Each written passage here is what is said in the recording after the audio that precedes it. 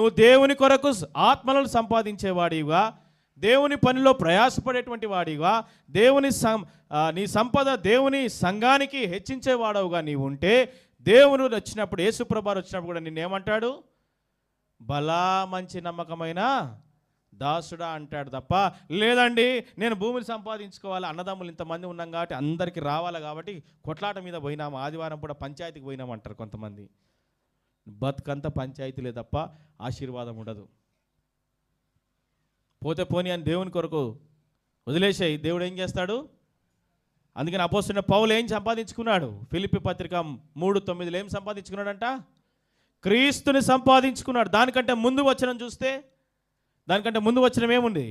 సమస్తము క్రీస్తు కొరకు ఏం చేసుకున్నాడంట ఆయన? చదవండి ఆ మాట. 8వ వచనం చదవండి. ఆయనను